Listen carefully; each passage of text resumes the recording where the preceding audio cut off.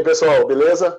Sejam bem-vindas, sejam bem-vindos à nossa última aula, nosso último encontro do curso Comida de Pensar. E eu espero que vocês estejam curtindo esse momento nosso até aqui. E vão curtir ainda mais, tá? Se estiverem curtindo o nosso grande final do curso, que vai ser mostrando para vocês, inclusive, como vai ser, como vai ficar a nossa revista digital, O Bicho Todo, que é a nossa revista digital do curso Comida de Pensar da Escola de Humanas. Então, gente, hoje a gente coroa este nosso processo que a gente falou sobre comida de pensar, focando num tema muito caro para o propósito do curso, que é o pensamento. Como vocês viram no plano de ensino, de estudos, a gente tem previsto hoje falar sobre pensamento contemporâneo e o que isso, como que isso se relaciona à nossa proposta da gastronomia. Então, como eu falava antes para a Rosualdo e Danícia, que chegaram um pouco mais cedo, a gente estava falando que nessa aula de hoje a gente tem também um período um pouco mais livre para a gente ficar participando, para a gente poder trocar ideia. Vocês devem ter recebido no e-mail de vocês também um formulário de avaliação do curso, para vocês poderem falar das suas opiniões ali. É um formulário anônimo, então fiquem à vontade para fazê-lo, sem julgamentos, né, sem preocupação. E a gente vai começar nossa conversa de hoje com uma música instrumental que vai, na verdade, nos guiar um pouco para o que a gente vai conversar na aula de hoje. É uma música muito bonita, né, muito virtuosa, assim, do Elipsoidal Guitar Trio, o trio Elipsoidal. O Elipsoidal é um trio brasileiro de violonistas.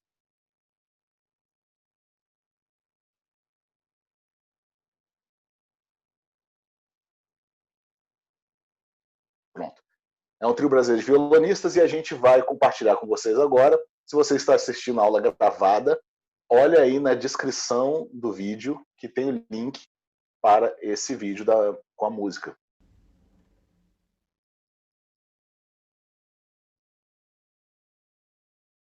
Bem, gente, uma pequena música, né? Uma música muito bem tocada, muito bem harmoniosa, e basicamente ela vem para a nossa conversa de hoje justamente provocar um pouco a discussão sobre essa questão da harmonia, ou então essa questão de como você consegue harmonizar diferentes coisas, né? Frases, nesse caso, frases de um violão tocado. E a gente fala muito em harmonização ou harmonia, né, quando a gente fala do alimento. E não é muito diferente disso. Aqui a gente está falando de uma harmonia que a gente pode perceber pela audição, né? E nesse caso pela visão também, né? Já que a gente está vendo o vídeo. Então a gente vê a própria postura e a forma como as mãos deslizam, né, pelo braço do violão. A gente pode perceber então que há uma harmonia aí. Aqui você tem esse trio, então, que eles fazem, cada violão toca uma coisa distinta e que junto, ou no conjunto, fornecem, então, essa proposta que é de uma harmonia. A mesma coisa a gente vai pensar, ou então a gente vai poder refletir quando a gente fala do alimento. Não só do alimento, como tantas outras coisas. Mas na gastronomia, a harmonia é algo muito importante, né, para nós. É algo muito importante quando a gente fala em harmonia e desarmonia, né? Por que você tem, inclusive, aquela pedância, aquele pedantismo, na verdade, né? Danice já me repreendeu uma vez. De poder trazer o modo de como você vai comer determinado alimento, porque esse modo de se comer esse determinado alimento é o que vai influenciar justamente na harmonia de um prato final. Isso, na verdade, é muito difícil, né, de você conseguir trazer para dentro da gastronomia, principalmente o pessoal aí que está na cozinha, bolando esses pratos, o pessoal do lado criativo, ó, o Vitor aí, o Simval também, que vem desse lado criativo da cozinha e que vão propor um conjunto de sabores que poderão te fornecer uma determinada harmonia. Então, uma coisa junto com a outra te confere justamente esse sabor peculiar. Só que, gente, não temos como sermos vigias do gosto alheio, né? E nem da forma como comer. A pessoa come do jeito que quiser, não é isso? Quando você vai dar um prato de comida, enfim, quando você vai comer um prato de comida, cada um de nós tem nossos próprios rituais, nossas próprias formas de fazer uma abordagem àquele prato. Né? Tem gente que, por exemplo, gosta de misturar tudo. Misturar e amassar também, né? Amassar as comidinhas que dá para amassar, até o grãozinho do feijão, por exemplo. Vai amassar e vai comer. Tem gente que só come se for separado. Isso aí tem, obviamente, uma carga cultural, mas também tem uma carga muito do nosso próprio psicológico, né? Da nossa próxima percepção psicológica, como que a gente vai sentir, talvez, mais prazer com aquilo. Mas o fato é que uma coisa misturada com a outra podem dar várias camadas de experiências diferentes e que nós não somos autorizados. Bobó de frango com feijão. Aí, Simval. Você repreendeu ele, não? Não tem o que fazer, cara. É isso mesmo, entendeu? A gente faz essas coisas. Entendeu? A gente põe. Minha avó colocava o feijão da geladeira, né? Dentro do pão francês. Fazia um miolinho assim, ó. Tirava o miolinho e colocava o feijão gelado lá dentro. Para comer sanduba. Né? Era o buraco frio. Né? O sanduíche. Então, assim, esses modos de comer, eles vão passar por aí. É claro que do lado do artista, que pode controlar, talvez, como que a pessoa vai perceber isso, você cria as harmonias. A partir das melodias, dos ritmos que você conjuga, você cria, então, ou então você apresenta essa experiência. Por isso que é importante a gente entender que a tal da apresentação do prato não só não é, como a gente já estudou, estética, porque afinal de contas a gente está se referindo somente às propriedades da visão, e a estética a gente entendeu que é a conjugação de todos os sentidos para aquela interpretação, mas se a gente vai pensar na apresentação do prato, a gente também está pensando na visão, só que não é mais uma vez. Por quê, gente? Porque quando você vai montar o famoso empratamento, Simval, que é professor de empratamento aí, pode ficar à vontade aí para discordar e trazer outras possibilidades, mas quando a gente vai falar de apresentação ou então de empratamento, a gente não pode deixar de levar em consideração a harmonia do prato, e não só uma harmonia visual. Precisa haver uma harmonia correspondente que também vai dar a possibilidade a quem vai provar desse seu prato a experiência harmônica que você pensou primeiro na sua cabeça quando criou aquela receita. Então, quando a gente debate se o arroz é por baixo ou por cima do feijão, a gente está debatendo exatamente isso. Qual é o tipo de experiência que eu quero dar para aquela pessoa? Porque se você separa todos os ingredientes, e você, que é a grande máxima do self-service, do buffet, os ingredientes estão separados. Você coloca a quantidade de arroz que você quiser, a quantidade de carne que você quiser, e você não precisa medir proporções ou pensar em harmonia. Porque, afinal de contas, o que manda ali é não só o gosto pessoal, como também uma certa gula e muita ignorância. Né? Porque a gente sabe que a rotina, o roteiro do self-service, ele é um roteiro guiado também pelo consumo. Ou seja, por que a salada está na frente? Sabe, existe um motivo da salada estar na frente. Existe um motivo de determinados pratos estarem por último. Porque você vai servir uma montoeira de prato. E muita gente fala para mim assim, e para vocês devem talvez ter tido essa experiência, chegou no self-service e falou assim, nossa, eu não consigo, eu não tenho maturidade para o self-service, porque quando eu chego no meio do buffet, eu já estou arrependido de metade das coisas que eu coloquei no prato. Não é isso? Porque existe uma lógica no buffet que te faz consumir itens mais perecíveis ou itens que, de fato, que pesariam na balança de uma forma talvez mais sutil, que é o caso da salada, que aí você vai meter uns molhinhos em cima também, então vai pesar mais. Então você tem uma lógica de negócio mesmo, de administrativa de um buffet, que vai fazer com que você faça essa experiência que não será necessariamente prazerosa. Quando você pensa, então, num prato montado, ele é mais do que a aparência, gente. Não podemos simplificar também essa proposta de que o camarada monta o pratinho, ou então esse prato montadinho francês pequenininho, né, ele é ridículo, tem pouca comida. A gente tem que lembrar que esse prato está montado dessa forma por um propósito da experiência, a favor ou a serviço do que a gente viu agora, que a gente escutou agora, a serviço da harmonia. Porque você precisa saber qual é a quantidade legal de uma coisa para outra.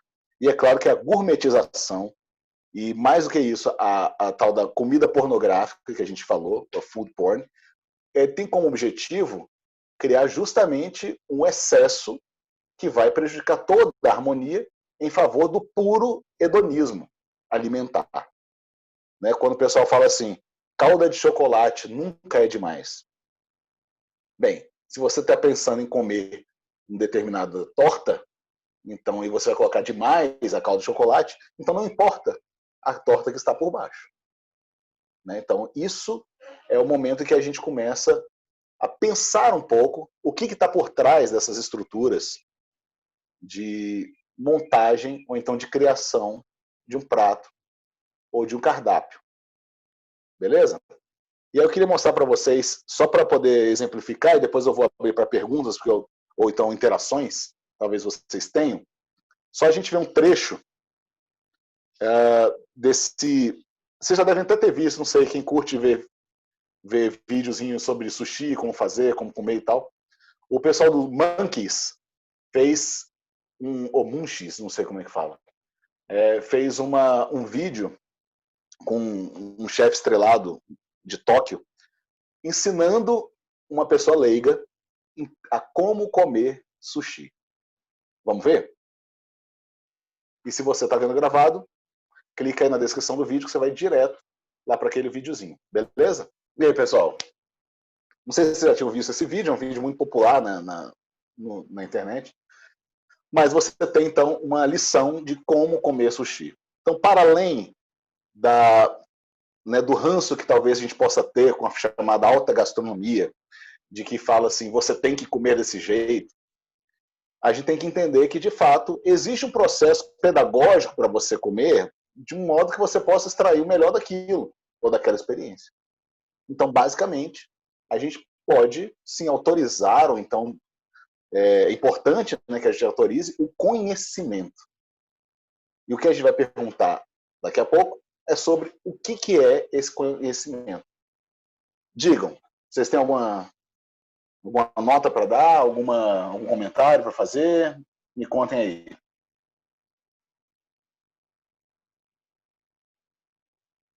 Tá de boa? Beleza. Basicamente, gente, a gente está trazendo essa discussão como introdução para o que a gente vai ter nessa aula de hoje, que é exatamente sobre pensamento. E aqui minha apresentação. Opa, calma aí.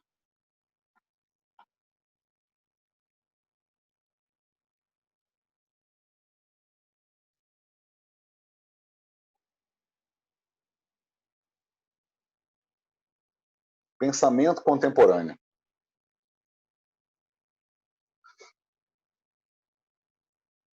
O que é o pensamento contemporâneo? E por que a gente está trazendo isso para a gente?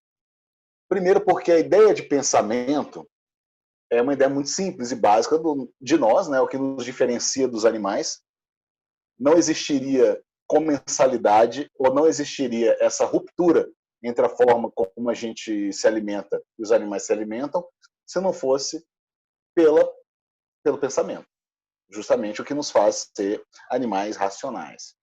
E o contemporâneo entra aí numa medida em que é o que mais importa para a gente ao falar do pensamento.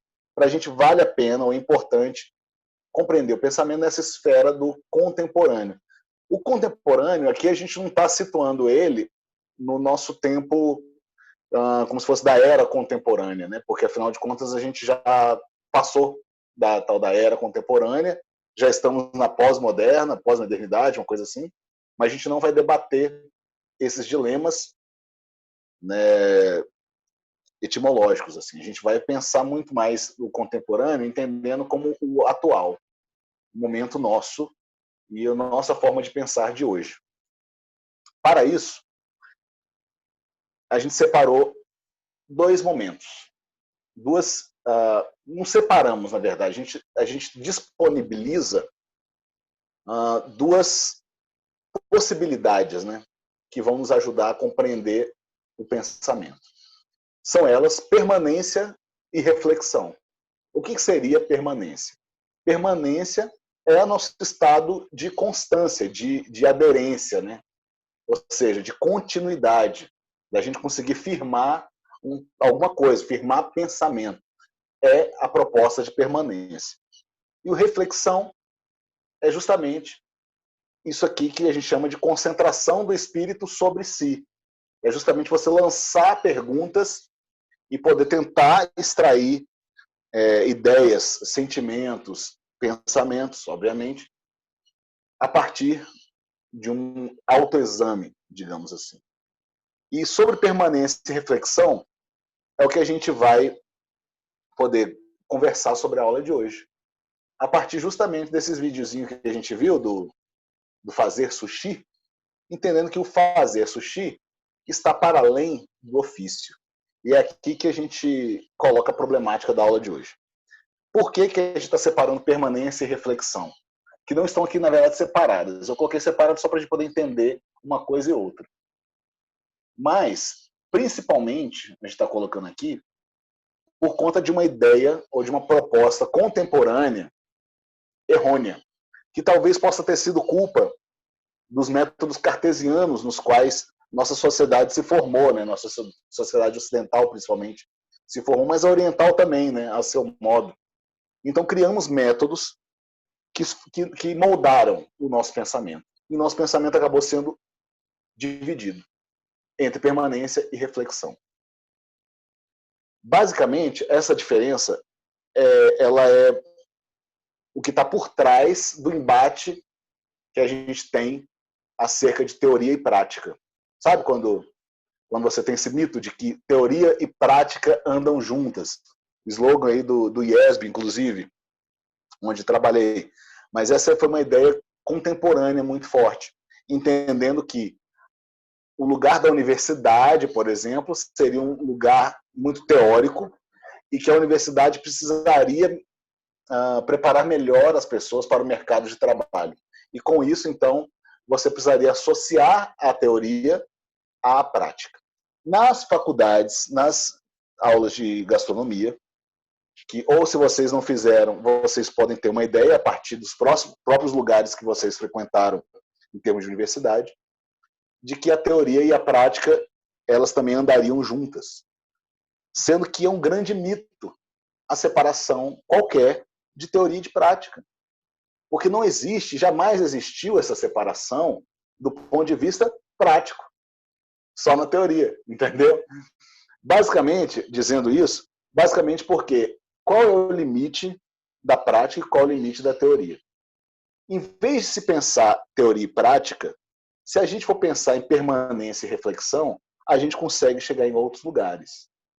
Entendendo que permanência seria esse espírito da prática que nos faz entender o ofício como uma característica de repetição a ponto de se criar justamente essa constância, essa aderência. Então você vai ter, basicamente, o que a gente vê no próprio ofício do cozinheiro, do chefe de cozinha, ele vai precisar montar, não é isso? Uma linha de produção, né? Vai ter aquela linha de empratamento, qual é o nome, gente, que dá mesmo? Linha de montagem? E a gente já tem desde o Fordismo ali, né, nas fábricas, e a gente repete algumas fórmulas, porque a gente precisa fazer com que cada indivíduo, cada elemento, ou cada produto que a gente vai colocar para venda, por exemplo, precisa ter exatamente o mesmo formato, a mesma cor, a mesma aparência, mesmo tudo. Precisa ser idêntico. E você só consegue fazê-lo se você conseguir capturar justamente a sua potência de permanência.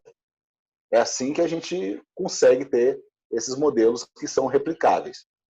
Por outro lado, a reflexão ela é aquilo que nos exige entender o propósito das coisas. Então, gente, não tem como a gente pensar que gastronomia é uma atividade prática, por exemplo, a partir do olhar da permanência.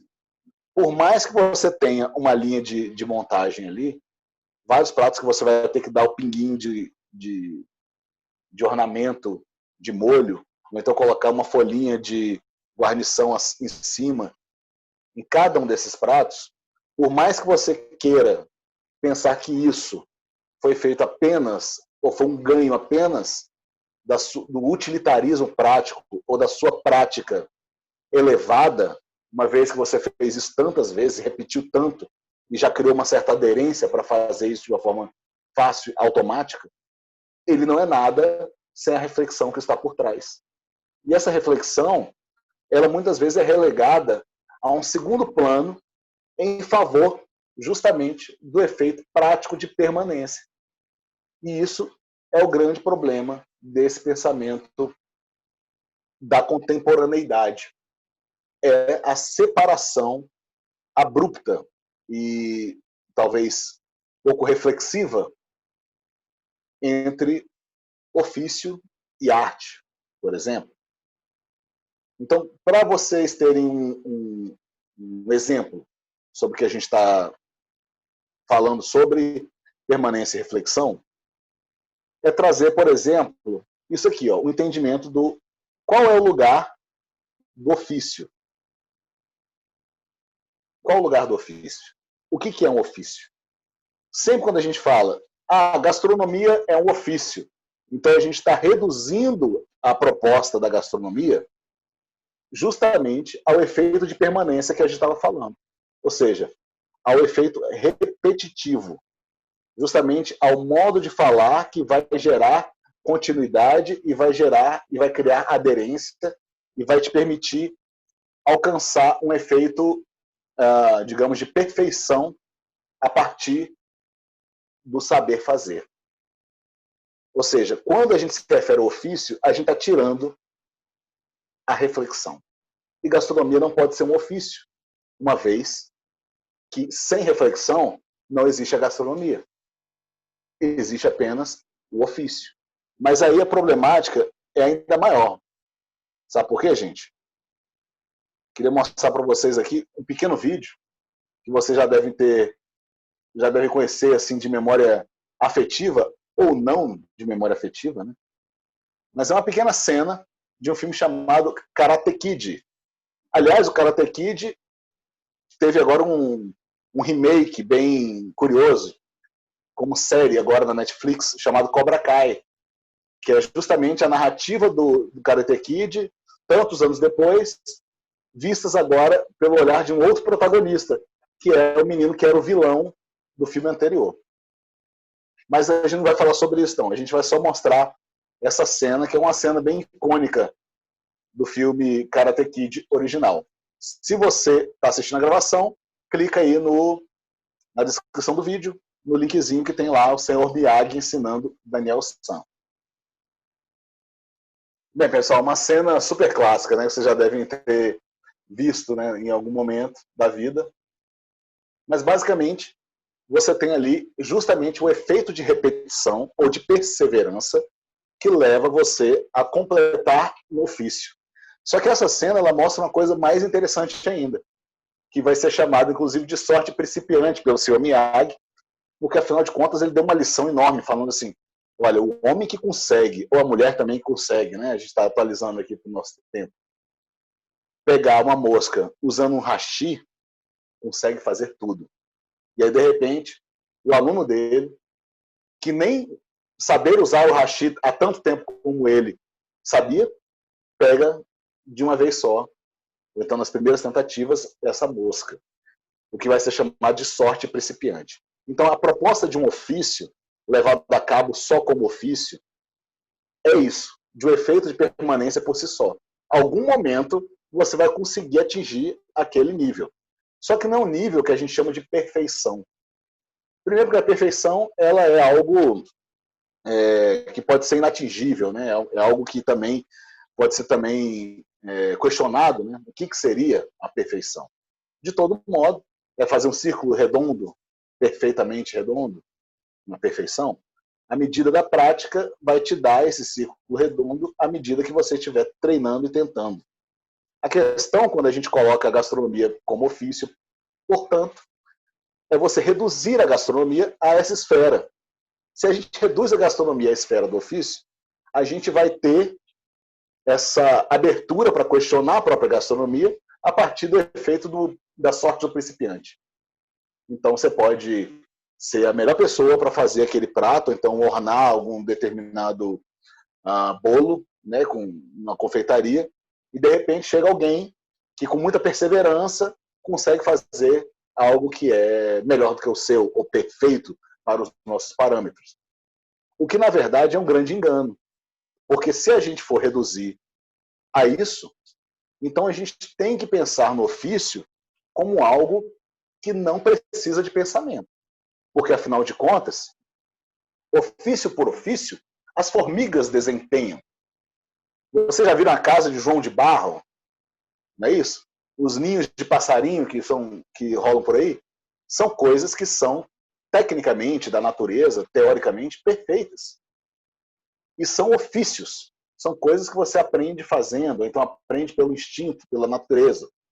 Daí, quando você traz o ofício para nós, seres humanos, e você limita o exercício desse ofício à capacidade de reflexão, então você mata esse ofício e simplesmente transforma esse ofício em algo que qualquer animal, ou então que um animal irracional, poderia fazer. E daí está a nosso ponto de partida para essa problemática, que gastronomia não é ofício. Quando a gente fala, então, em teoria e prática, nesse debate que na verdade, não é infecundo, como eu gosto de chamar, a gente está separando duas coisas que nunca foram separadas na vida. Entendeu? Porque a teoria e a prática, elas estão sempre atreladas uma à outra, mas a nossa narrativa, o nosso pensamento contemporâneo, começou a traduzir ou querer dizer que a proposta de uma teoria seria a proposta de você fazer coisas que envolvem a leitura, que não envolvem o ofício, digamos assim. Enquanto a prática seria o ofício em si. Mas este engano é talvez um dos mais prejudiciais para a gente poder compreender uma proposta como a de gastronomia, que é o motivo pelo qual a gente está conversando aqui. Mas ele serve para outros lugares. A própria escrita, por exemplo. Vamos pegar a escrita. A escrita não adianta nada você saber escrever. Se não tiver um pensamento por trás, você pode ensinar crianças a escrever como ofício, mas se não houver a reflexão por trás daquilo, esse exercício do ofício será infecundo, do mesmo jeito que esse debate de teoria e prática. Afinal de contas, quem disse que ler um livro não é prática? E aí? A prática de leitura, que a gente chama, não é isso? É muito relegada no âmbito universitário, por exemplo, à teoria. Ah, chega de teoria. Não, mas isso aqui não é teoria, isso aqui também pode ser prática. Mas a gente criou essa divisão, gente, que só fez a gente entrar numa, sei lá, numa espiral muito doida, entendeu? De ficar colocando as coisas em mais caixinhas. Então, essas caixinhas é o que nos atrapalha para poder ter uma que a gente chama de gastronomia crítica, digamos, que é a proposta desse curso. Nos impede de pensar comida. A gente não, né, Lelis? Quer falar aí, meu querido?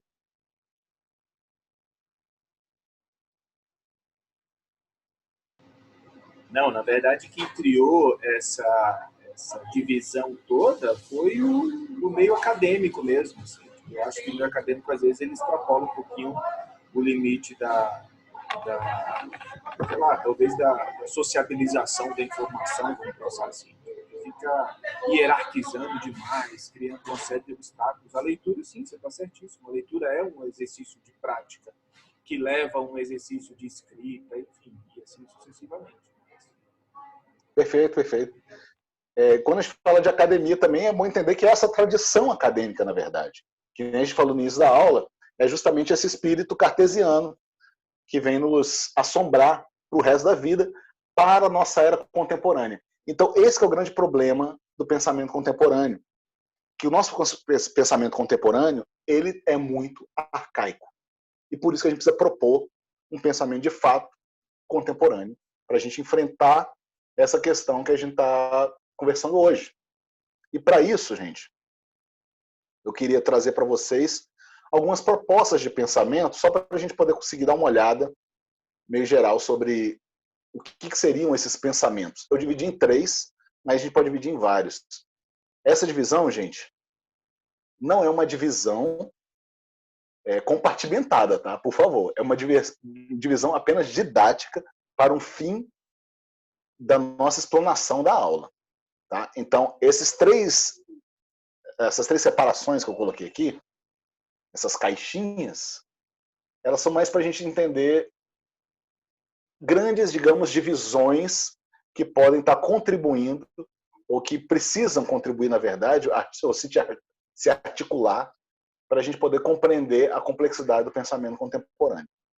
Então, você tem aí, primeiro, essa proposta do pensamento sociológico. O pensamento sociológico, ele é muito fundado, ele é aí super acadêmico e super contemporâneo, inclusive. Ele vem muito para poder trazer, e aqui eu estou me baseando muito nos escritos do Bauman, do Zygmunt Bauman, que escreveu sobre a modernidade líquida. Então você já tem alguém que está pensando um pouco além do campo duro da sociologia, mas entendendo que a sociologia, por que a sociologia e não outras, né? Porque é o seguinte, ele vai questionar no pensamento sociológico, e aí uma questão que a gente pode trazer para ele, que é isso. Faz sentido a gente repartir a sociedade entre disciplinas? A proposta do Bauman para o pensamento sociológico é tentar justamente fazer ou permitir isso que a gente defende aqui na Escola de Humanas, que é a transdisciplinaridade do pensamento. Mas claro que o Bauman não está pensando só nisso aqui. Ele está pensando justamente em como que essas articulações, digamos, disciplinares, elas evoluem ao longo do tempo. Como que elas criam não só as novas formas de fazer, ou novas formas de pensar, mas por que e como elas instituem para nós essa relação de causa e efeito que a gente tem entre os objetos. Bem, a sociologia, ela se articula e está muito próxima da ciência política, da antropologia, da filosofia, enfim, das ciências humanas, as ciências sociais de um modo todo. Mas a gente justificar essas fronteiras de disciplinas como algo que pode ser enriquecedor, ela é problemática, porque a gente assume logo de cara que o mundo humano, o nosso mundo aqui, gente, ele reflete divisões que seriam tão precisas quanto essas que a gente está acostumado na academia. E é assim, gente, o mundo, sabe? Porque isso é da sociologia, isso é da filosofia e tudo mais. Se a gente traduz isso justamente para o mundo, a gente vai perceber que o mundo é tão complexo que ele não consegue dar uma resposta a partir de uma única lupa. A gente precisa de vários campos de observação e de vivência. Então, a partir daí, o Bauman pensa nesse negócio. A gente precisa superar as crenças autoevidentes. Ou seja, tudo aquilo que é evidência acaba caindo num certo nicho de entendimento a partir daquela disciplina. E claro que para fins acadêmicos, isso vai ser muito útil porque vai criar pressupostos, principalmente você está falando das ciências da saúde, que é uma grande questão nesse momento de pandemia, né? A gente está fazendo uma ciência que precisa de algumas evidências, mais duras, inclusive, para a gente poder ter segurança. Mas a vida, ela é feita de incertezas e de inseguranças. É feita justamente da ausência dessas fronteiras. Então, um pensamento contemporâneo, de partida, logo, ele já é uma proposta de você sair desse pensamento, desse nicho do pensamento sociológico, apesar de que ele traz umas questões que são libertadoras, digamos assim, para um pensamento que é crítico. E o que seria um pensamento crítico? que é justamente você compreender o caráter não disciplinar. A compreensão de um caráter não disciplinar não é só pensar em transdisciplinaridade ou multidisciplinaridade ou interdisciplinaridade. A não disciplinaridade é você entender que o mundo não é dividido em disciplinas. E ele se articula independentemente das divisões que a gente está criando no nosso mundo, seja acadêmico, seja profissional. Tá? Porque, inclusive, nos nossos ofícios ou nossas profissões, a gente tem essas divisões que servem, sim, a algum propósito até prático, digamos. Mas o pensamento crítico, ele navega justamente na colaboração entre saberes. E é isso que a gente precisa reivindicar para a gastronomia. Já temos na gastronomia isso. A gastronomia é isso, aliás. Lelis, isso não impactaria diretamente na metodologia de estudos? A proposta é justamente essa, o cartesiano falando. Quem definiu que a metodologia de um estudo deve ser feita a partir dos pensamentos disciplinares é justamente a partir de um propósito de oferecer uma instrumentalidade de ofício para aquele propósito, para aquela profissão ou para aquele saber fazer. O que não está errado, gente, mas ele exclui, ou então ele tenta excluir o pensamento crítico, ou então a esfera do pensamento. Eu não estou falando que a gente não possa incluir o pensamento nisso, mas que o ponto de partida dele não é um ponto de partida que leve em consideração a autonomia de pensamento do ser humano. Porque o ser humano é muito mais complexo do que as disciplinas que a gente criou. Obviamente que as metodologias, a reflexão. As metodologias de ensino, elas são calcadas justamente em processos que podem qualificar ou podem contribuir para o desenvolvimento da sociedade como um todo. Porque, afinal de contas, como a gente tem uma pluralidade enorme, né, a diferença de indivíduo para indivíduo já é gritante, você conseguir colocar todo mundo, né, tentar alcançar todo mundo para além, para respeitando os individualismos, é impossível. É uma tarefa que não tem como. O que a gente está querendo trazer aqui é muito mais essa proposta de que o pensamento crítico ele precisa ser convidado para dentro justamente dessas disciplinas. Essas disciplinas precisam estar atreladas e não podem virar as costas para essa proposta. Vamos voltar ali no Yasuda, quando ele fala sobre o sushi. Quando ele vai falar sobre o sushi, como você deve comer o sushi, perceba que ali não tem só um ofício. A gente volta lá para aquele trio elipsoidal que fez a apresentação de abertura aqui da nossa aula de hoje. A gente entendeu o quê? Estamos buscando uma harmonia, não é isso? Então você tem diferentes saberes que propuseram um ritmo, uma harmonia diferentes, uma melodia diferentes e que juntos criaram justamente um determinado equilíbrio que é o acesso do prazer, por exemplo. O prazer do ouvido, ouvindo essa música super harmoniosa. E também o prazer do palato, quando a gente tem aquela proposta que é super gastronômica, que é de criar um equilíbrio no prato, que nem a gente estava falando lá no início. Ou seja, esse equilíbrio, ele não é só, obviamente, visual, como a gente já conversou. É um equilíbrio também que atinge o nosso paladar como um todo.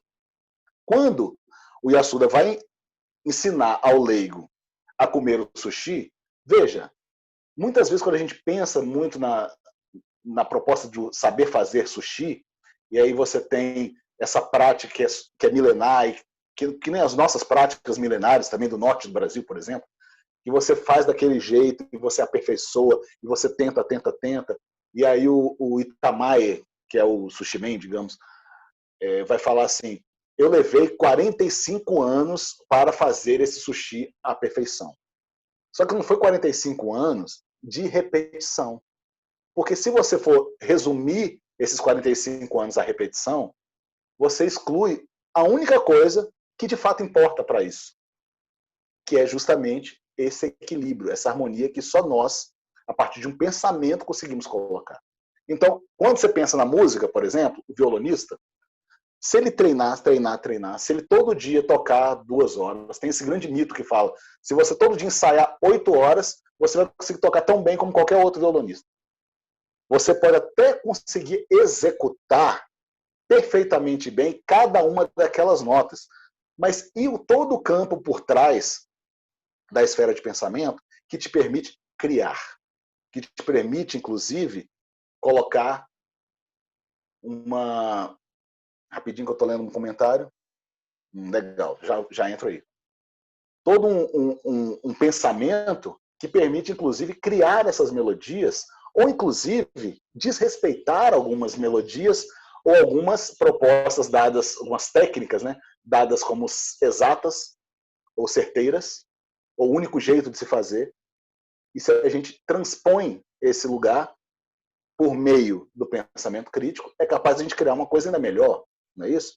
Quando, então, o Yasuda fala, você tem que comer isso com isso, ou isso com aquilo, para além do pedantismo que pode parecer, e a gente já discutiu isso aqui, existe um processo pedagógico que é de informação, que vai estimular o seu pensamento crítico, para você, então, entender alguns processos, perceber, nesse caso, pelo paladar, inclusive, essas combinações, para poder, digamos, aprimorar o seu juízo, que é justamente o motivo pelo qual a gente tem um pensamento crítico.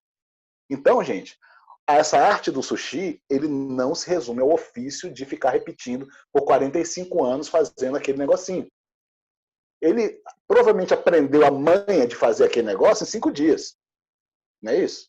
Agora, a elaboração que está por trás, sutil, de temperatura daquele arroz, de qualidade, sabe, de ingrediente e de modo de servir, de quantidade. Enfim, a diferença de peixe, vocês lembram que no vídeo ele usou diferentes quantidades de wasabi para diferentes tipos de peixe? Olha só que doido. Opa, então quer dizer que um peixe tem que ter mais, outro tem que ter menos? É impressionante você pensar nisso, mas isso não é aprendido a partir da mera permanência, do mero aspecto, digamos, do ofício da coisa. Ele vem com uma reflexão. E aí uma pergunta do Lelis. Como você vê o ensino digital, acredita que o indivíduo que saiu do ensino médio, cartesianismo, se encontra com um aprendizado colaborativo? Bem, dificilmente, né, Lelis? Eu acho que assim, é uma ruptura que se propõe a partir dessa sua pergunta. Eu ia falar questão, aí veio pergunta, perguntão. Mas é um perguntão mesmo. Porque, afinal de contas, esse eu acho que é um grande dilema do ensino de hoje. Qualquer ensino, né? O ensino que a gente passa até para nossas filhas e filhos, entendeu? Passa por aí. De você tentar situá-las para uma modernidade líquida, como dizia o Bauman, entendeu? Em que esses métodos anteriores já não funcionam agora. E aí a gente conversou um pouco sobre isso quando a gente falou sobre os aspectos geracionais, né, na aula passada, você lembra? Que na diferença de geração você já tem uma ruptura enorme, né, de modos e de metodologias. E o ensino digital agora ele é uma grande novidade para todos nós. Seja como aluno, como professor, como, enfim, quem está acessando algum tipo de informação qualquer, ou passando algum tipo de informação. Né?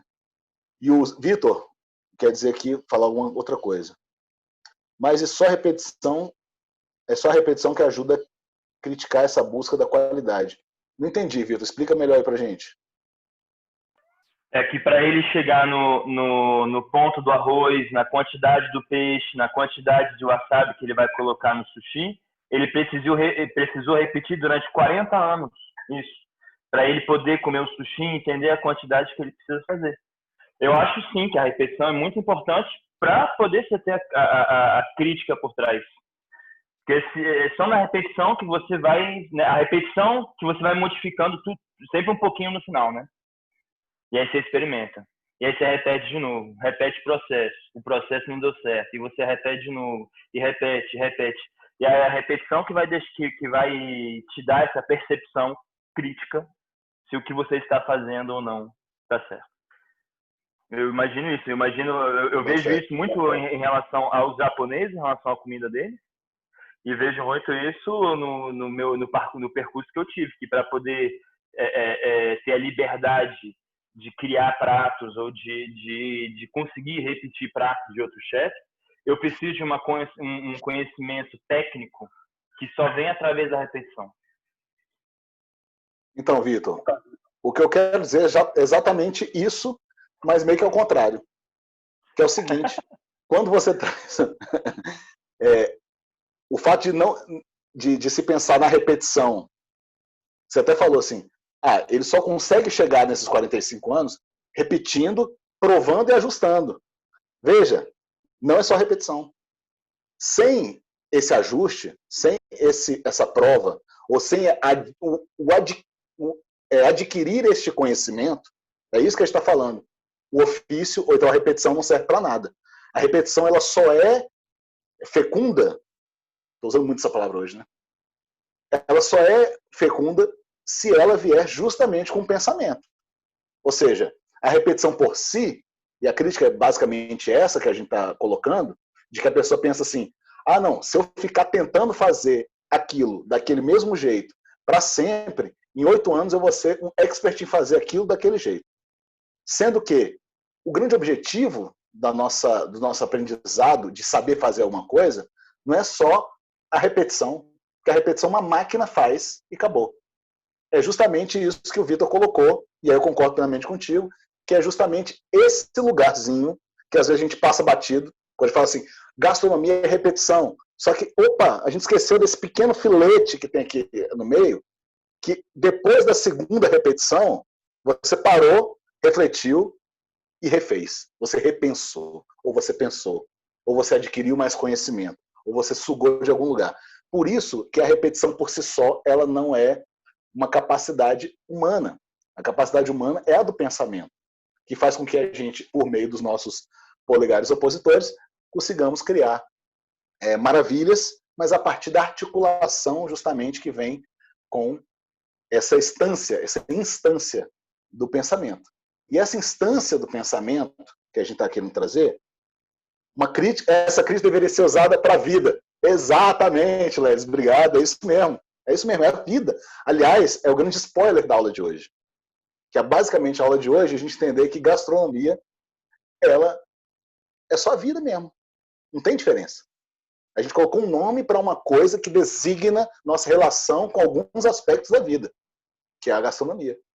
Mas, basicamente, o que a gente está propondo é um processo que independe de ser a gastronomia ou não. Sabe? A gente está colocando para a gastronomia para a gente tentar despertar a partir dessas ligações que a gente pode fazer da gastronomia com a vida em si. MAP, planejamento de qualquer coisa da vida. Criar uma grande mise en place. MAP, gente, é o jargão, para quem não sabe. MAP é o jargão que essa galera aí da cozinha aí usa para o termo francês mise en place, que é justamente pegar as cumbuquinhas e dividir as comidinhas que você vai começar a preparar antes de começar a fazer, para você não errar o ponto do bolo. Porque não adianta você ficar lá batendo o ovo, aí fala, cadê a farinha? Aí você vai lá pegar a farinha, aí o negócio passa ali, entendeu? Aí vai ser uma confusão. Basicamente para você organizar a sua vida. Não é que nem a gente fala em mise-en-scène, né? Que também é uma forma de você organizar o que você vai interpretar no palco ou num set de filmagem. E o que nos leva, gente, à proposta... Não está aparecendo aí para vocês, não? Claro que não. Eu não apertei o botãozinho compartilhar. E a gente chega à proposta de um pensamento autônomo. Ou seja, da proposta do pensamento sociológico, que é essa proposta que tenta entender a sociedade nas suas complexidades, mas ainda a partir desses feudos disciplinares. Você tem o pensamento crítico, que é quando você cria ou estabelece um olhar que é não disciplinar, ou seja, ele pode colaborar entre diferentes saberes, ele não precisa colocar hierarquia entre academia, por exemplo, universidade, e saberes ancestrais, populares, ou mesmo cultura pop, enfim, não existe. A gente precisa horizontalizar essa discussão para poder conseguir, inclusive, abrir espaço para essa proposta de crítica. Perfeito? Bem, e agora a gente tem essa proposta do pensamento autônomo. O que é o tal do pensamento autônomo, minha gente? Que aí o Schopenhauer vai chamar, deixa eu ver se eu consigo falar isso, tá? Selbstdenker, que é o pensamento. Alguém consegue falar melhor aí, gente? Isso aí, quem tem alemão na ponta da língua? Basicamente, o Selbstdenker seria o self-thinker, ou seja, Simval, fala aí pra gente, como é que fala isso?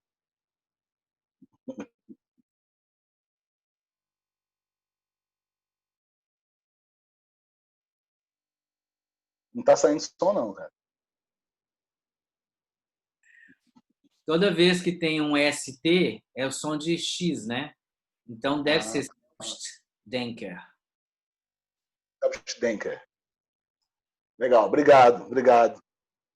Tá vendo a colaboração de saberes aí? A proposta desse self-thinker, desse Selbstdenker, é exatamente de você criar um pensamento que é próprio seu. Só que é o seguinte, temos autonomia de pensamento? Essa é a questão. Porque o nosso pensamento, como a gente já conversou sobre tantas coisas aqui, ele está carregado de história, ele está carregado de psicologia, ele está carregado de cultura. Então a gente não tem, já de início, um pensamento autônomo.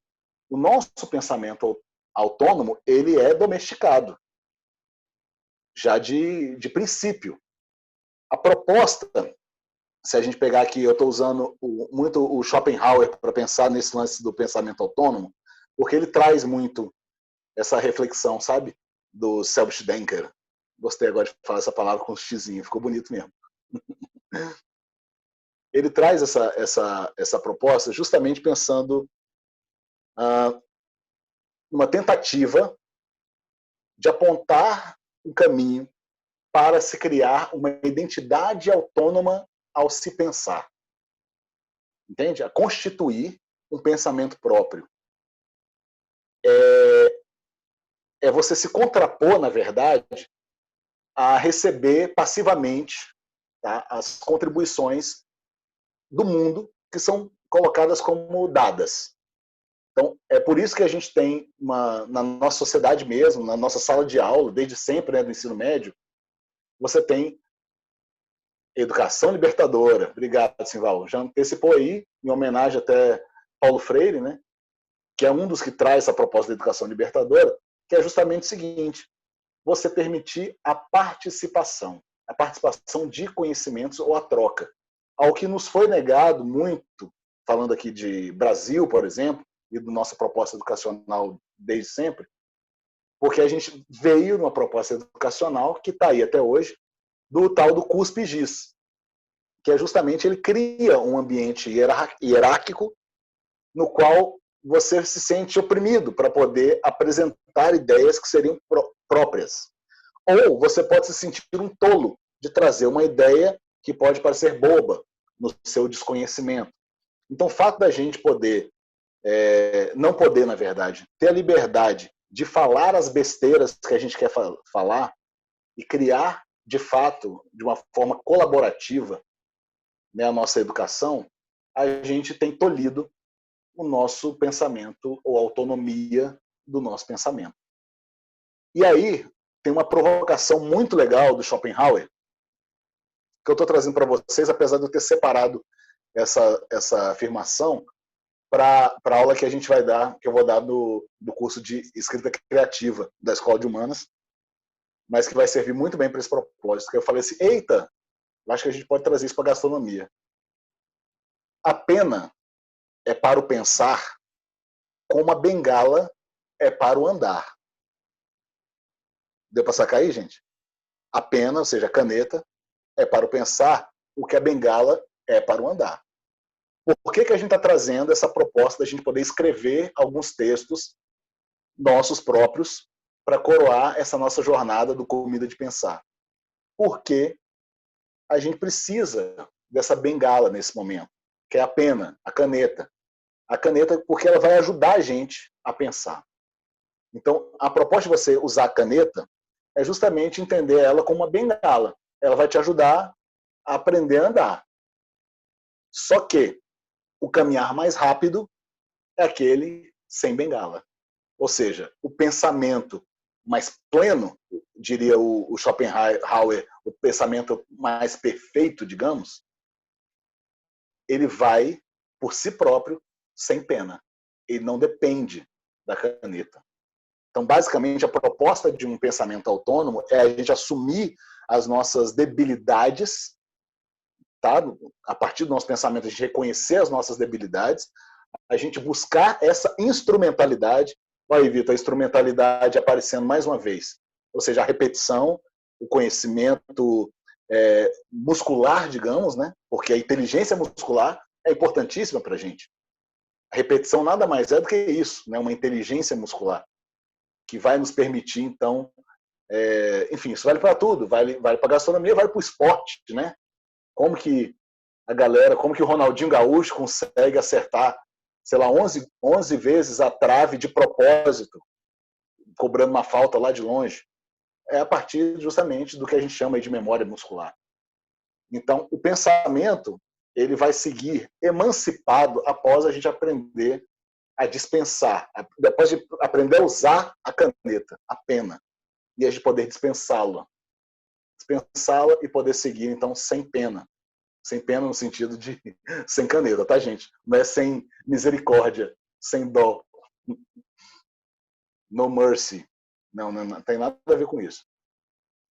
Basicamente, o pensamento contemporâneo que a gente está propondo é um pensamento que passa por esses 3 vieses que a gente está vendo na telinha, que é o sociológico, o crítico e o autônomo. Não entendendo, obviamente, como caixinhas, mas como um processo que, na verdade, foi viabilizado mesmo, entendeu? Processo de pensamento, basicamente, que ele entende as nossas origens, a nossa história, se apoia nessa história, mas que permite, então, um avanço para um pensamento crítico e, então, a gente conseguir constituir um pensamento que é autônomo. Deu para entender um pouco a viagem aí, gente? Podem falar, tá, gente? Pode interromper aí, se precisar, se quiser trazer alguma proposta. E lá vou eu, agora, fechando essa proposta do pensamento da gastronomia, também trazendo mais uma palavrinha em alemão aí para você ajudar a gente, Simval. Bem, chegamos ao fim do nosso curso Comida de Pensar. Eu estou aqui já com uma dor no coração, porque eu não sei quando vocês, mas eu adorei. Eu estou assim, em êxtase, por conta dessa troca que rolou, por ter conhecido vocês. E a nossa proposta final está aqui. A gente fez todo esse percurso para chegar nessas propostas para um pensamento gastronômico contemporâneo. A gente agora pensou em gastronomia, falou de pensamento, falou de contemporaneidade, e agora é hora de juntar tudo. E para a gente juntar tudo, primeiro, Simval, quer falar alguma coisa? Não, tá tudo bem. Você já está pronto aí para traduzir, né? Vamos lá. A gente vai começar na proposta, né? Com essa proposta. Das Unheimliche. Não. Unheimliche. Das Unheimliche. Unheimliche. Unheimliche. Isso. Que é uma proposta freudiana, né? Uma proposta que vem da psicanálise, de você, que é uma proposta de estranheza, de estranhar o familiar. E, basicamente, tem um jogo psicológico aí que, para a construção de um pensamento contemporâneo, como um todo, não só gastronômico, é importante. Estranhar, você já deve ter ouvido esse termo, né? Que é, inclusive, muito propagado, né? Que vem do Freud, mas também tem outros desdobramentos, como este que eu vou trazer, que é Unheimliche. Daqui a pouco eu acerto isso. Vou ficar com o Google Translator falando aqui comigo. Essa proposta nada mais é do que a proposta de você fazer um jogo entre o estranho e o familiar, entre o familiar e o estranho. Basicamente, a construção de um pensamento contemporâneo, ele parte daí, de você se permitir estranhar aquilo que lhe é familiar. Você lançar um olhar estranho ou estrangeiro para aquilo que você está muito próximo, que é muito próximo de ti, e ao mesmo tempo fazer o outro caminho, de você lançar um olhar, um apego super familiar para algo que lhe é estranho. Por que também é muito difícil também fazer isso? Porque o estranho, gente, ele causa espanto, medo, angústia, não é isso? É difícil de se acessar o estranho, porque a gente já está muito revestido de preconceitos, né, de preconceitos, né, coisas pré-estabelecidas. E o outro movimento de você estranhar aquilo que lhe é familiar também é igualmente esquisito, porque afinal de contas, se lhe é familiar, então é confortável, ele traz um sentimento de acesso, de facilidade. Mas você conseguir provocar o seu pensamento para fazer esse jogo de estranhar o familiar e de se familiarizar com o que lhe é estranho, é justamente a proposta aqui psiquiátrica, né, da psicanálise, na verdade, que nos ajuda, então, a complexificar, ou então a acessar, né, as complexidades do pensamento humano. Que não tem um termo muito prático para a gente poder fazer isso. É muito mais uma questão meio emancipatória mesmo, da educação libertária, como Simval notou ali, que é justamente você poder permitir os acessos. Ou seja, na gastronomia, isso é batata para a gente compreender, gente. Principalmente se você está pensando em comida, esse propósito de você acessar o estranho, ele é incrível. Eu acho que eu já até comentei com vocês aqui um exemplo que o Câmara Cascudo traz no livro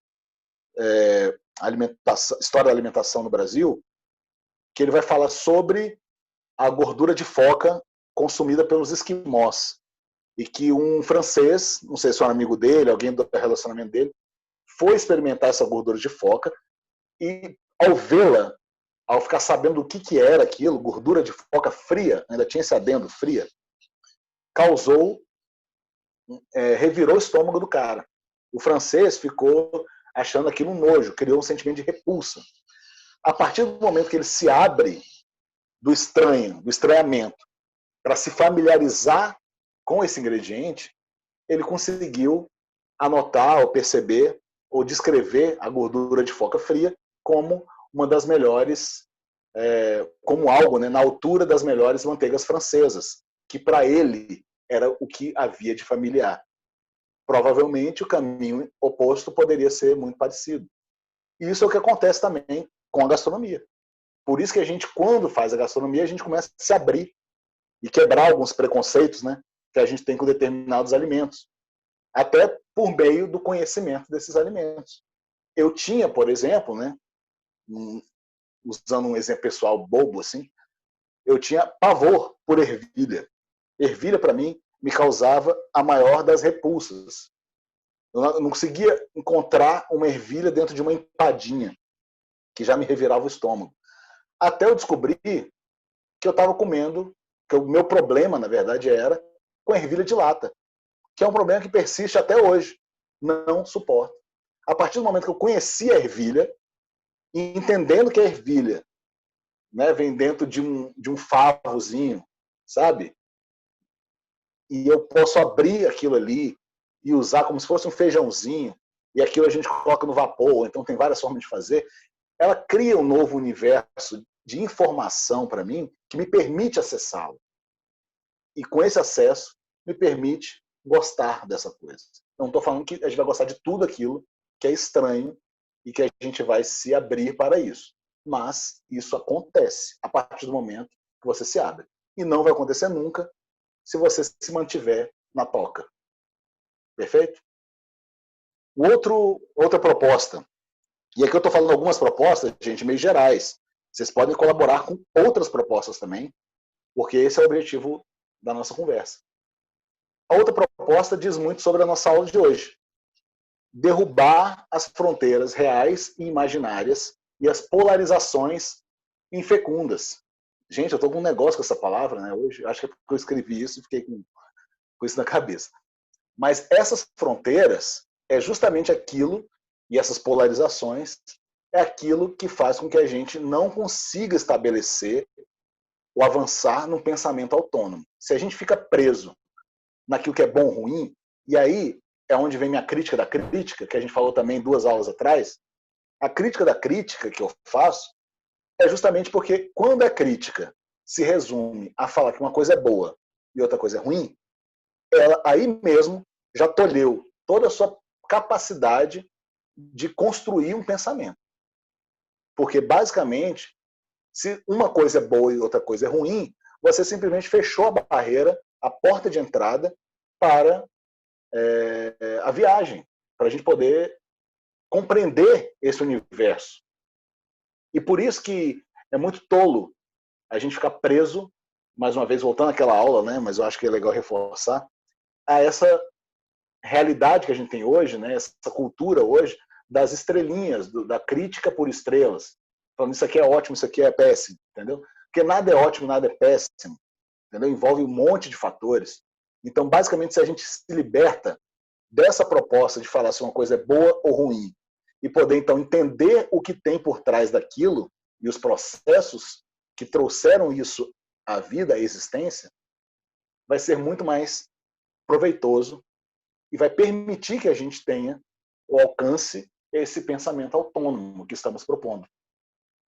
E, por fim, antes de ser ofício, arte, profissão, hobby ou ciência, a gastronomia é o vínculo imaginativo com a vida. Ou seja, é o que nos permite transcender. É o que faz com que a gente possa se libertar dessa proposta de olhar a nossa comida, olhar a comida apenas como fruto de algumas técnicas estabelecidas, ou olhar a comida apenas como fonte do nosso desejo material, hedônico, ou olhar a comida por essas questões. Eita, caiu energia aí, gente. Lelis e o Alexandre ficaram sem luz no IESB. Então, segura a onda no 3G que a gente já está terminando. Então, a gastronomia é esse vínculo da vida. Como foi dado até como spoiler aqui um pouco antes, basicamente, a nossa grande proposta dessa conversa do Comida de Pensar é a gente entender que a gastronomia ela não é só esse campo reduzido para se fazer pratos legais, bacanas e se comer. E nem só como nossa profissão ou nosso hobby. Mas sim, a proposta de você ter a gastronomia é você vincular várias ciências, que a gente está chamando de ciências gastronômicas, a partir do princípio da vida. E, basicamente, a gente encerra o nosso curso aqui. E aí eu vou te mostrar mais algumas coisas, tá, gente? Não vai embora, não. Valeu, gente? E aí? Comentários? Querem dizer alguma coisa? Vitor, diga lá. Não, eu queria só fazer uma pontuação. Teve um festival de gastronomia aqui em Paris que chama Omnivore.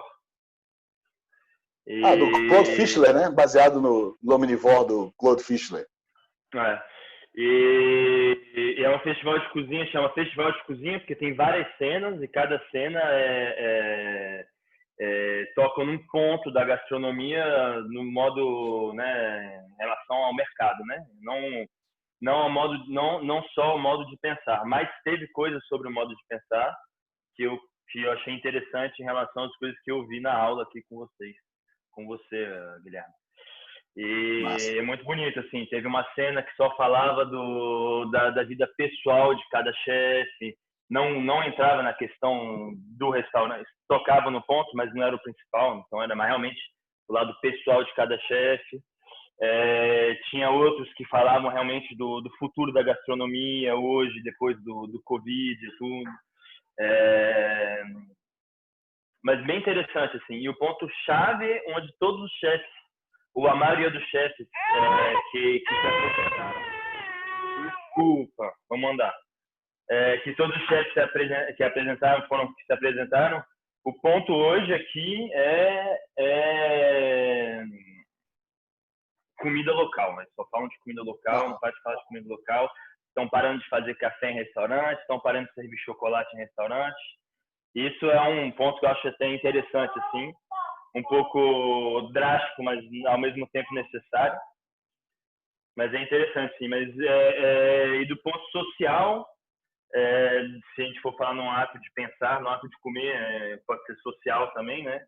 Social falando em relação a dentro da cozinha, que se passa dentro da cozinha, essa liberdade dos cozinheiros de fazer o que quiser ou respeitar uma norma de um chefe, coisa e tal. Eu acho que hoje aqui na França já está começando a mudar bastante como os chefes estão tratando os empregados também. Isso é bem interessante. Só para apontar um pouco aí. Valeu, Vitor. Obrigado. Muito bom o curso também. Obrigadão. Valeu. Rosu? Simval? Quem que vai? Eu ia falar o seguinte. A aula de hoje foi a que eu mais discordei de coisa. Acho que é por isso que foi a que eu fiquei mais calado. E depois eu estava aqui pensando, eu fui anotando umas coisas que eu fui discordando de um tanto, assim. E aí, na verdade, eu acho que não é que eu discordo, é que eu acho que talvez hoje tenha sido a aula que você mais falou de coisas que eu concordo, mas que são utópicas, assim. Talvez num mundo ideal, né, num mundo sem capitalismo, tipo, teoria versus prática, sabe? Várias coisas que você foi falando, que no final das contas é isso. Eu acho que eu concordo, mas que eu não vejo, infelizmente, nenhum tipo de possibilidade da gente pensar de forma sistêmica. Como é que você falou mesmo? Autônoma? Não, autônoma sim, mas assim, como é que a gente pode discutir todas as respostas que são produzidas pela imprensa, pela mídia, pela academia, elas são sempre respostas muito fragmentadas. Eu acho até que talvez pela nossa mentalidade capitalista, porque tipo, a Amazônia está queimando, então ela está queimando por causa disso. O Amazônia, o Pantanal está queimando por causa disso. É óbvio que existem respostas de diferentes áreas, mas as áreas elas não se conversam. E eu acho que isso acontece em tudo. Porque, no final das contas, existe um interesse econômico, né? Então, eu fiquei aqui... acho que 90% das aulas que a gente teve, eu saí pulando de alegria. A de hoje eu tomei com vontade de chorar. Chorar porque vai acabar e chorar porque eu falo, então não tem jeito, gente. Então é isso, né? Vamos continuar aqui porque não tem jeito. Não né? chore, Simval. Lembra da lição de Dom Quixote, não é isso? Não é isso? Mudar o mundo, meu amigo Sancho, não é uma questão de utopia, de viagem, né? É uma questão de justiça.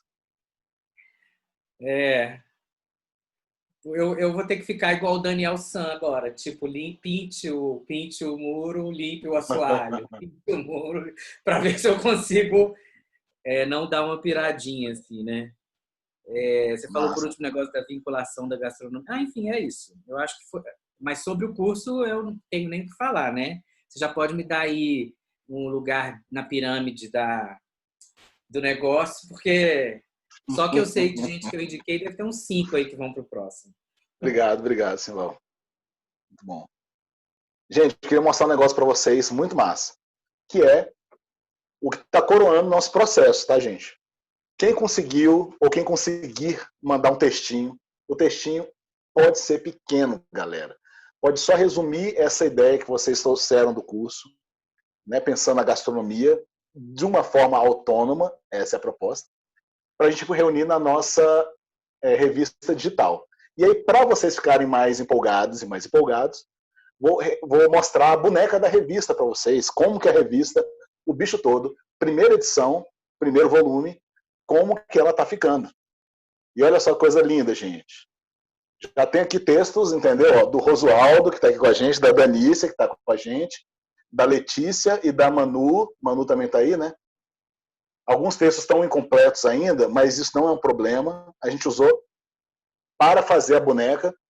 E o nosso conselho editorial, que estamos formando aqui, vai dar uma arredondada nisso e a gente continua conversando.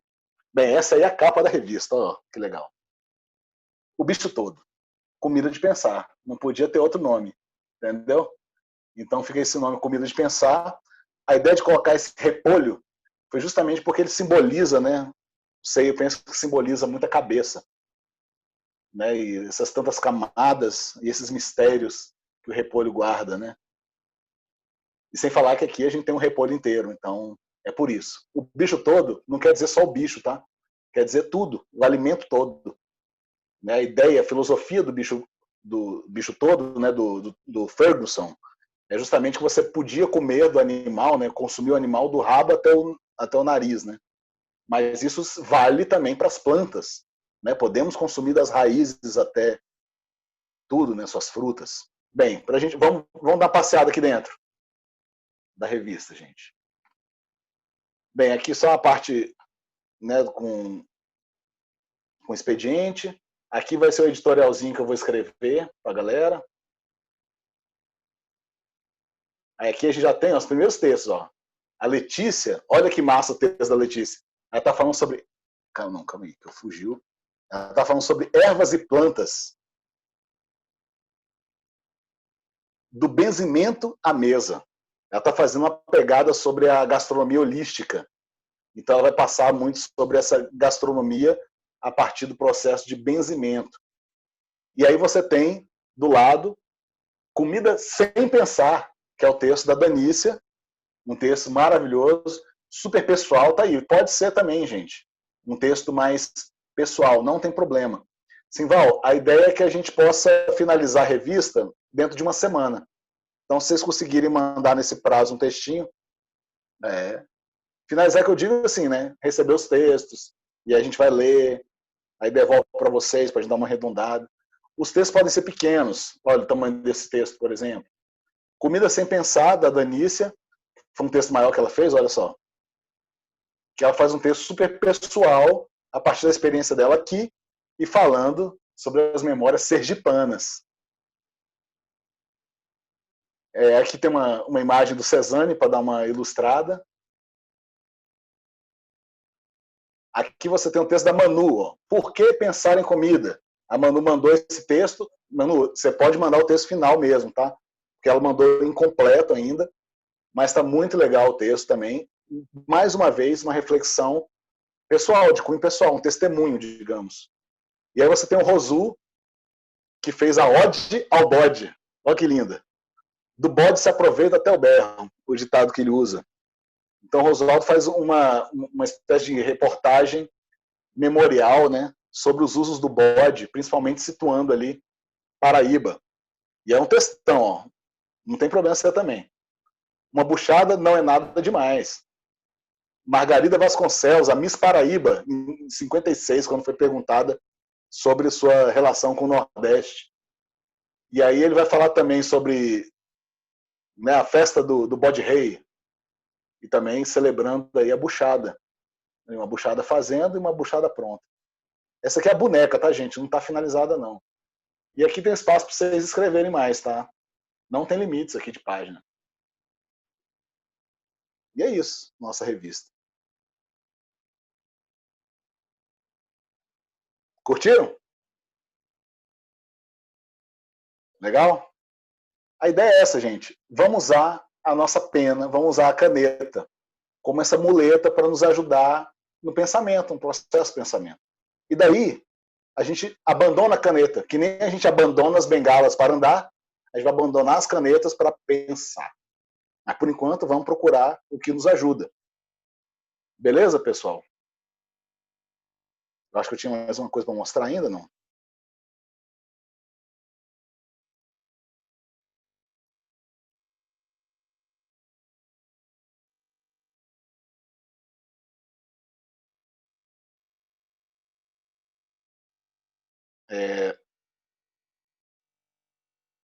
Comida de repensar. Aí, Lelis, legal, viu? Muito massa. Pode ser uma comida de repensar também. Bem, só... esqueci mais uma vez. Mostrar a telinha final. Só para a gente encerrar de fato, né, a apresentação, porque normalmente às vezes eu vou com a apresentação, mas eu não encerro a apresentação, né? Não chega até o final dela, a gente vai conversando aqui. Não tem problema, não. Vai ter muita perda. Mas só finalizar apresentando para vocês os créditos finais, né, de quem fez isso acontecer. Adriana Lobão, diretora executiva, a pessoa que está com esse relacionamento aí com vocês, ajudando vocês a, enfim, aprenderem melhor. E aí eu digo o seguinte: valeu, Roso, obrigado. Vocês receberam no e-mail de vocês um link para poder fazer a avaliação do curso, uma avaliação anônima. Então preencha lá, vai ser bom para a gente poder também fazer uma autoavaliação também aqui nossa e poder dar uma aprimorada no curso para o resto da galera. Aí tem o brother Márcio, que está nos ajudando aí nessa força, dando uma consultoriazinha de marketing, né? Porque afinal de contas, sem esse trem, a gente não consegue fazer nada, né, povo? Infelizmente. Bem, valeu, terminou. Bem, gente, encerramos aqui o nosso primeiro curso, né? Nossa primeira turma do curso Comida de Pensar. Mandem os textos, galera, para a gente fazer essa revista lindíssima e a gente publicar e a gente poder ter orgulho daquilo que a gente pensou, refletiu durante essa jornada. Obrigado aí, gente, pela participação. Vocês foram lindos, vocês foram demais. Adorei, foi muito bom. Vocês têm meus contatos, podem entrar em contato comigo para a gente poder conversar sobre outras coisas. Repensar a comida, né, Lelis? Vamos fazer isso. O acesso da pasta do EAD está liberado ainda, podem usar. Eu coloquei uma semana só de preocupação mesmo com a outra turma, mas eu estou tentando ver um jeito de permitir que vocês fiquem com esse acesso um pouco mais de tempo, né? Para poder acessar por ali. De todo modo, as aulas gravadas, vocês vão poder ter acesso pelos seus e-mails no YouTube. Basta registrar no YouTube as primeiras aulas. Você não está conseguindo acessar? Leves, tenta entrar lá de novo na plataforma EAD, porque eu liberei a A1 e a A2. Não, a A1 está liberada. A A1 está liberada no YouTube mesmo. A A2 eu vou dar uma olhada. Porque a A2 eu tive um problema. Eu vou ter que mandar, quem perdeu a aula 2, vai ter que receber no Drive. Porque eu tive um problemaço com essa aula, porque eu coloquei a música do Chico Buarque, e o Chico Buarque, né, censurou meu vídeo no YouTube. Entendeu? Então foi isso. Mas vocês vão ter o acesso ao EAD, pode baixar o material que está lá, tranquilo. Os vídeos serão, então, a gente vai colocar todos em modo privado. Vocês vão poder acessar fazendo o login no YouTube pelo e-mail que vocês cadastraram na Escola de Humanas. Beleza? Aí vocês conseguem ver tranquilo. Aula 2, eu tenho no Drive. Aí eu vou mandar para quem precisar, só coloca lá o e-mail e você já tem acesso agora mesmo à tarde. Beleza? Gente, mais uma vez, obrigado demais por estarem até aqui. Terminamos a nossa jornada. Vocês vão receber um certificado de conclusão digital, beleza? Daqui eu acho que algumas semanas, né? Só para a gente poder organizar tudo e terminar. O pessoal que está fazendo as aulas gravadas também, para eles poderem chegar onde a gente está aqui agora. E a gente se vê por aí, minha gente. Um beijo.